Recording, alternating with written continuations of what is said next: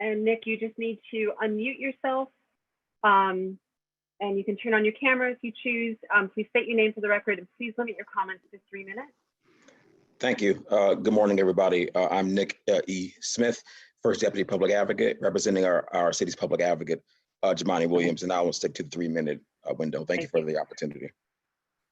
Thanks to the LPC for having this hearing in terms of landmarking the house belonging to Harriet and Thomas Truesdale, as Commissioner McHale summarized at the top of this hearing.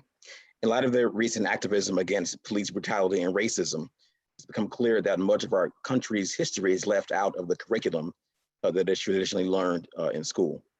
So it's our responsibility to preserve that history, especially important figures in Black history, like the Truesdales, who so greatly impacted the fight for racial equality.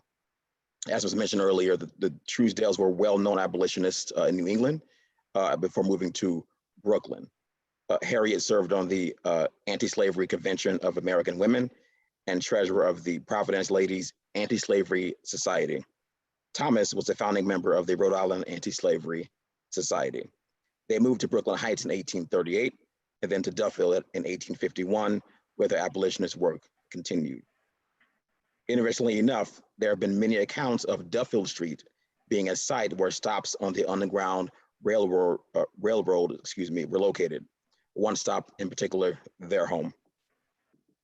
Advocates have said that a previous owner of the property would bring children into the underground tunnels that connected the homes on the block to show the historical significance of not only the house, but the block. But here we're talking about the individual home. Unfortunately, the property has yet to be landmarked, and we're happy that this hearing is happening today. Last year, the public advocate signed a letter of support for the designation after being contacted by many advocates. We must acknowledge the work of Joy Patel and that of FUREE to preserve this history.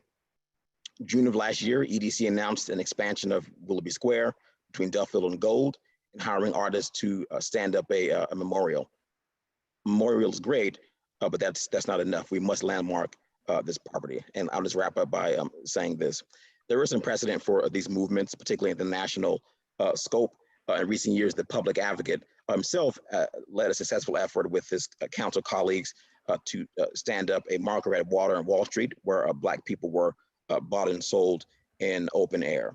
It's critical upon the LPC and upon all of us, regardless of our backgrounds, to preserve this history, and we strongly support the designation of a landmark for this historic home. Thank you very much. Thank you for your testimony. Okay, next we have Garfield Heslop.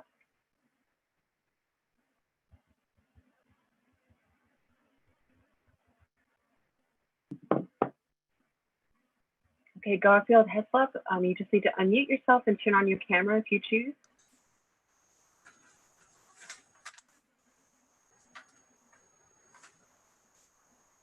Okay, can you hear me?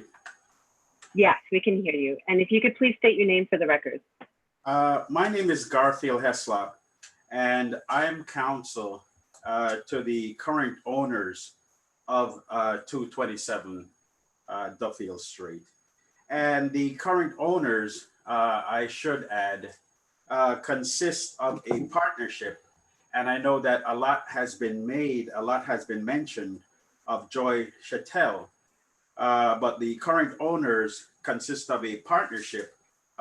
It's a joint venture between Joyce Chattel's daughter and the co-tenant of the property, which is a corporation, 227 Duffield, which is owned by Samuel Hannesab.